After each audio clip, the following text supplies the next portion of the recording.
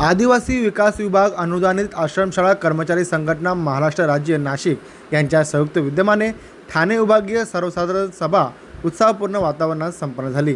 या सभेमध्ये कर्मचारी वर्गाच्या विविध प्रश्नांवर चर्चा करण्यात आली। तसेच DCPS ते NPS या विषयावर सविस्तर मार्गदर्शन करण्यात आले। या प्रसंगी संघटनेचे संस्थापक अध्यक्ष विक्रमजी गायकवाड यांनी उपस्थितांना मार्गदर्शन करताना कर्मचारी हक्क, संघटनात्मक बळकटी आणि भविष्यकालीन नियोजन याबाबत महत्त्वपूर्ण विचार मांडले। तसेच DCPS ते NPS संदर्भातील प्रक्रियेबाबतही त्यांनी सविस्तर माहिती दिली आहे। कार्यक्रमास प्रदेशाध्यक्ष राजेश पाटील व सरचिटणीस निशाल विधाते यांची देखील प्रमुख उपस्थिती होती। त्यांनीही कर्मचाऱ्यांच्या विविध समस्यांवर प्रकाश टाकत संघटनेच्या माध्यमातून त्या सोडवण्यासाठी प्रयत्न सुरू असल्याचे सांगितले। या कार्यक्रमाचे आयोजन ठाणे विभागीय कार्यकारिणी व प्रकल्प कार्यकारिणी शहापूर यांच्या वतीने करण्यात आले होते। कार्यक्रम यशस्वी करण्यासाठी महेंद्र चंदेसर यांनी विशेष अशी मेहनत घेतली।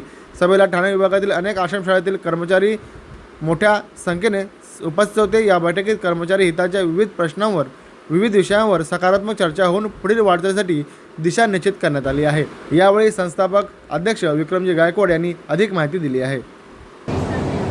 आज आदिवासी विकास विभागातल्या अनुदानित आश्रमशाळांचा मेळावा आयोजित केलेला होता। या मेळाव्यामध्ये प्रामुख्याने ठाणे विभागातल्या अनुदानित आश्रमशाळातल्या कर्मचाऱ्यांनी, शिक्षकांनी आणि शिक्षकेतर कर्मचाऱ्यांनी आश्रमशाळांमध्ये असलेल्या विविध समस्यांच्या संदर्भामध्ये त्यांचे प्रश्न मांडलेत। हे प्रश्न सोडवण्याच्या दृष्टीने गेली 5 वर्ष आदिवासी विकास विभागामध्ये शासनमान्य आदिवासी विकास विभाग कर्मचारी संघटना अनुदानित आश्रमशाळांच्या प्रश्नांवर काम करत आहेत। शिक्षकांच्या संच मान्यतेचा प्रश्न, शिक्षकांच्या रिक्त जागांचा प्रश्न, त्यांचे पदोन्नतीचे प्रश्न, त्यांच्या TETचा प्रश्न, या सगळ्या प्रश्नांवर आदिवासी विकास विभाग कर्मचारी संघटना अत्यंत यशस्वीपणे काम करते आहेत। प्रामुख्याने अनेक वर्षापासून प्रलंबित असलेला पेन्शनचा जो प्रश्न होता तो पेन्शनचा प्रश्नसुद्धा संघटनेने सोडवलेला आहे। त्याची अंमलबजावणी करण्याच्या दृष्टीने आजच्या या मेळाव्याचं महत्त्व अत्यंत उत्तेजक होतं आणि त्या दृष्टीने आम्ही आजचा हा कार्यक्रम आयोजित केलेला आहे। सर, काय सांगाल कर्मचाऱ्यांच्या, शिक्षकांच्या प्रमुख समस्या कुठली आहे ज्याच्यावर आपण प्रथम प्राधान्य देणार असाल? आदिवासी विकास विभागातल्या अनुदानित आश्रमशाळांवर प्रामुख्याने आत्ता संपूर्ण महाराष्ट्रामध्ये पेन्शन योजना लागू आहे। ती NPS नॅशनल पेन्शन योजना आहे, परंतु अख्ख्या महाराष्ट्रामध्ये फक्त आदिवासी विकास विभागातल्या अनुदानित आश्रमशाळा याच फक्त DCPSमध्ये अडकून पडलेल्या होत्या आणि त्यामुळे त्यांचं प्रचंड नुकसान झालेलं आहे। त्यांना पेन्शनचे पैसेसुद्धा मिळालेले नाहीत। अशा परिस्थितीमध्ये या सगळ्या कर्मचाऱ्यांना राष्ट्रीय पेन्शन योजनेमध्ये सहभागी करून घेण्याच्या दृष्टीने, त्याची अंमलबजावणी करून घेण्याच्या दृष्टीने कर्मचाऱ्यांचा आग्रह होता आणि तो प्रश्न संघटना सोडवण्याच्या दृष्टीने संघटना प्रयत्न करत आहे। त्याकरिता आजच्या शिबिरात मार्गदर्शन करण्यात आलं। शासनाकडून नेमकं तुम्हाला काय प्रतिसाद मिळतो या पेन्शन योजनेबाबतीत? तुम्हाला काय सकारात्मक भूमिका तुम्हाला त्या ठिकाणी मिळते की नाही मिळते? त्यासाठी तुम्हाला याच्या पुढे काय आंदोलन वगैरे करावं लागणार आहेत का? त्या संदर्भात काय सांगाल? अनुदानित आश्रमशाळांचा विषय असा आहे की आश्रमशाळा या संस्था चालवतात। आदिवासी विकास विभाग शासन म्हणून शाळेला अनुदान देतो आणि बाकी सर्व जे प्रशासन आहे ते संस्थेकडे अवलंबून असतं। परंतु यांची सगळे ज्या मागण्या आहेत त्या मागण्या 90% मागण्या या शासन स्तरावर प्रलंबित असतात की ज्या वेळेवर यांचं वेतन मिळणं, महिन्याच्या महिन्याला वेळेवर वेतन मिळालं पाहिजे। त्याच्यानंतर त्यांना मिळणारं जे काही वेतनवाढी आहेत, मेडिकल बिलं आहेत, रजेचं वेतन आहेत, फंडाचे जे पैसे आहेत, हे पैसे वेळेवर मिळावे, ह्या सगळ्यात महत्त्वाच्या आर्थिक समस्या आहेत।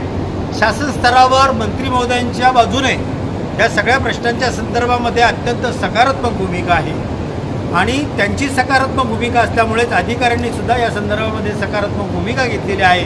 परंतु काही तांत्रिक बाबी असतात, त्या तांत्रिक बाबींचं मार्गदर्शन आज आम्ही केलेलं आहे आणि मला खात्री आहे की ठाणे विभागातले सगळे कर्मचारी हे त्यांचे जे प्रश्न आहेत ते सहजपणे सोडवतील आणि त्याच्यामध्ये त्यांना यश येईल।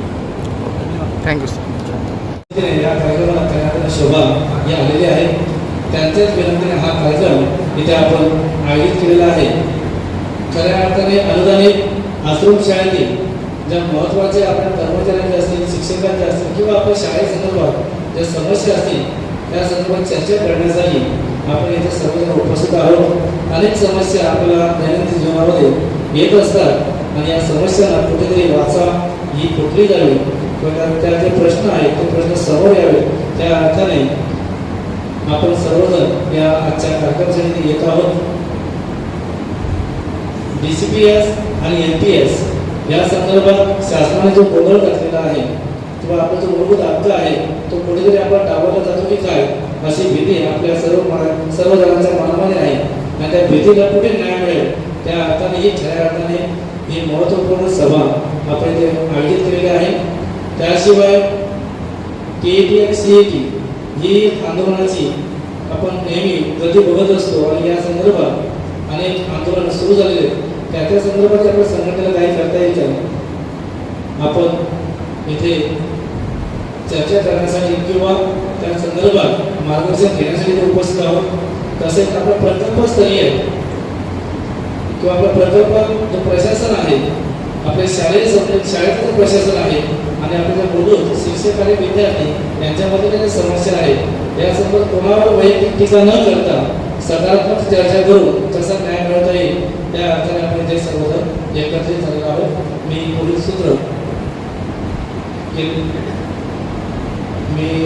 द्राक्षांचा 300 रुपये किलो आहे, 150 रुपये किलो आहेत आणि सुट्टी येत ना त्याचे काय भाव, तो बोलतो का 50 रुपये किलो.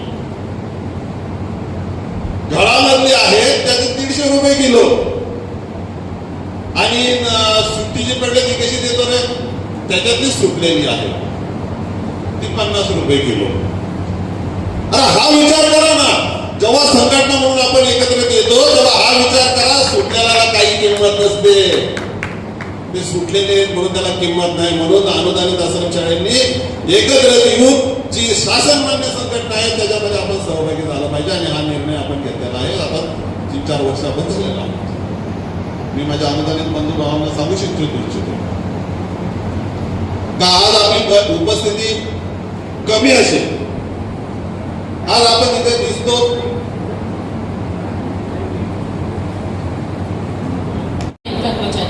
परंतु त्यांच्यापर्यंत मी अनेक वेळा अप्रोच झालेली आहे की तुम्ही बोला, माझ्याकडे या, जी समस्या असेल मी सरळ प्रकल्पात जाऊन आपण करूया, साहेबांशी बोलूया.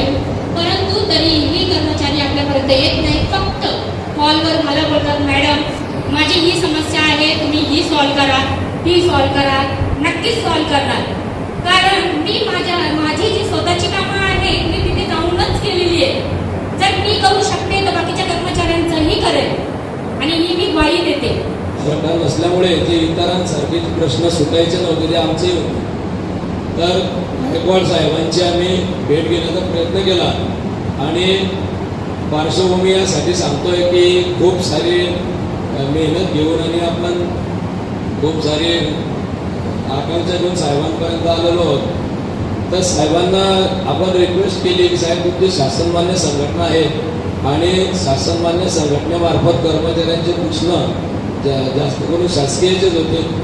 तर चांगल्या प्रकारे आम्ही ऐकलेले आणि माहिती घेतलेली आहे, तुमच्या संदर्भात सुद्धा आम्ही जाणलेलं आहे. तर राज्यातील अनुदानित आश्रमशाळातील कर्मचाऱ्यांची संघटना किंवा कर्मचाऱ्यांना आपल्या संघटनेशी आपण संलग्न करावं अशी आपण त्यांना विनंती केली.